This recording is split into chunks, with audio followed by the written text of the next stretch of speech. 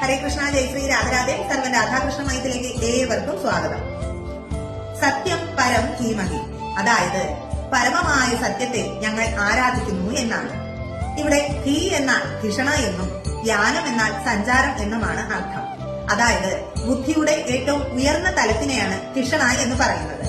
അതിൽ കൂടിയുള്ള സഞ്ചാരമാണ് ധ്യാനം. നിശ്ചലമായ ഒരു അച്ചുതണ്ടിൽ കൂടിയാണ് ഭൂമി ഭ്രമണം ചെയ്യുന്നത്. അതുപോലെ ഒരു അക്ഷം പ്രകൃതിക്കുമുണ്ട്.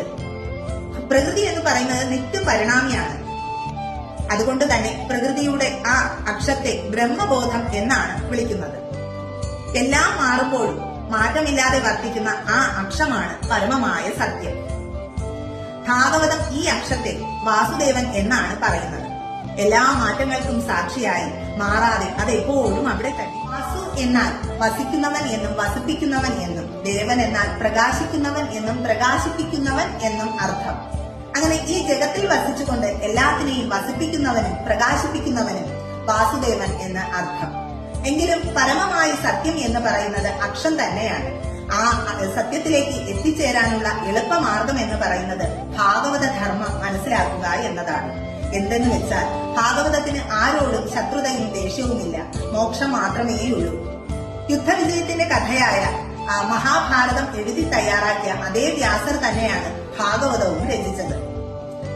ശരശയ്യയിൽ തന്റെ മരണവും കാത്തു കിടന്ന ഭീഷ്മർ അവസാന നിമിഷത്തിൽ യുധിഷ്ഠിരന് നൽകിയ ഉപദേശം അത് എന്താണെന്ന് വെച്ചാൽ, ഇനി ഒരിക്കലും ഒരു രാജാവും ഒരു കാരണവശാലും യുദ്ധം ചെയ്യരുത് എന്നായിരുന്നു. കാരണം ലോകത്തെ ബാധിച്ച ഒരു രോഗമാണ് യുദ്ധം എന്ന് പറയുന്നത്. ഏതൊരു രോഗത്തെയും ചികിത്സിക്കണമെങ്കിൽ അതിന് ഔഷധം കൂടിയേ തീരും.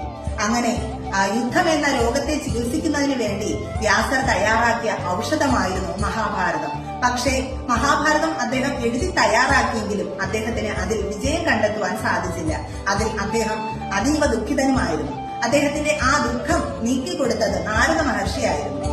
അദ്ദേഹം ബ്രഹ്മദേവനിൽ നിന്നും മനസ്സിലാക്കിയ 4 ശ്ലോകങ്ങൾ അടങ്ങിയ ചതുശ്ലോകി ഭാഗവതം അദ്ദേഹത്തിന് ഉപദേശിച്ചു കൊടുക്കുകയും അങ്ങനെയാണ് അതിൽ നിന്നും വ്യാസർ ശ്രീമദ് ഭാഗവതം രചിക്കുവാനായിട്ട് ഇടയാകുന്നത്. അതുകൊണ്ട് ജീവിതത്തിൽ ഓരോ മനുഷ്യരും ഭാഗവത കർമ്മം അനുഷ്ഠിച്ചിരിക്കണം. ജനനവും മരണവും ഇങ്ങനെ ആവർത്തിച്ചു വരുന്ന കറക്കത്തിന് പകരം ജനന മരണങ്ങളില്ലാത്ത ആ അക്ഷത്തിൽ എത്തിച്ചേരുവാൻ നമുക്ക് കഴിയണം.